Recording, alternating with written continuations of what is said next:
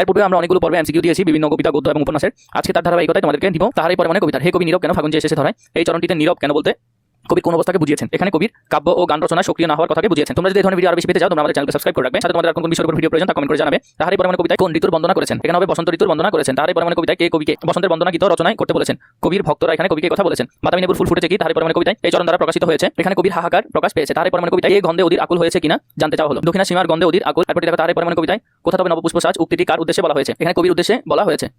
ডেকেছে কি সে আমারে শুনিনি রাখিনি সন্ধান। এখানে সে কে, সে হলো বসন্ত ঋতুর কথা এখানে কবি বলেছেন। বসন্ত বন্দনা তবে কণ্ঠে শুনি এই মোর মিনতি, এই মিনতি করে কবি ভক্তগণ এই মিনতি করে। তারই পরে মানে কবিতায় কবি গান রচনা না করলেও বসন্ত ঋতু এসেছে কেন প্রকৃতির অমোঘ নিয়মে। তারই পরে মানে কবিতায় বসন্ত কাকে স্মরণ করে এসেছে, ফাগুনকে স্মরণ করে বসন্ত এসেছে। ওগো কবি অভিমান করেছো কি তাই, কবির অভিমানের কারণ কি, ফাগুন প্রকৃতির নিয়মে চলে এসেছে বলে।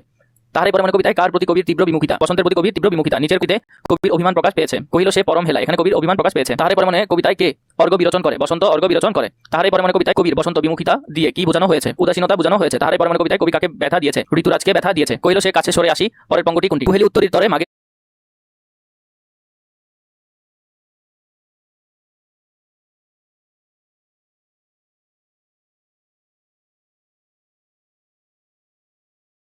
তারই পরে মানে কবিতায় শীতকে মাগের সন্ন্যাসী বলার কারণ কি, শীতকাল খালি হাতে বিদায় নেয় বলে। তারই পরে মানে কবিতায় পুষ্প উত্তরের তরে মাগের সন্ন্যাসী। তারই পরে মানে কবিতায় শীতকে মাগের সন্ন্যাসী বলার কারণ কি, শীতকাল খালি হাতে বিদায় নেয় বলে। তারই পরে মানে কবিতায় পুষ্পশূন্য দিগন্তের পথে চলে যায় কে, মাগের সন্ন্যাসী চলে যায়। ফুল কি ফুটেনি শখে, কবি সুফিয়া কামাল এরকম প্রশ্ন করেছেন কেন, উদাসীনতার জন্য। তারই পরে মানে কবিতায় কবির কাকে মনে পড়ে, মাঘের সন্ন্যাসীকে মনে পড়ে। জানি তোমার হৃদয় শূন্য মন পুরে কার জন্য, উদ্দীপক কার শব্দটি। তারই পরে মানে কবিতার কোন বিষয়টি স্মরণ করিয়ে দেয়, মাঘের সন্ন্যাসীর কথা স্মরণ করিয়ে দেয়। দক্ষিণা দুয়ার গেছে খুলে চরণটি কি বোঝানো হয়েছে, চরণটিতে কবির উদাসীনতা বোঝানো হয়েছে। পুষ্পশূন্য দিগন্তের পথে এর প্রতীকী তাৎপর্য কোনটি, কবির মন জুড়ে থাকা প্রিয়জন হারানোর বেদনা। কুহেলি শব্দের অর্থ কি, কুহেলি শব্দের অর্থ হলো কুয়াশা। তারই পরে মানে কবিতায় ব্যবহৃত উত্তরী শব্দের অর্থ হলো চাদর, উত্তর শব্দের অর্থ হলো চাদর। তারই পরে মানে কবিতায় অর্ঘ্য বিরোচন শব্দটি অর্থে ব্যবহার হয়েছে, এটি আঞ্জলি বা উপহার হিসেবে ব্যবহার হয়েছে।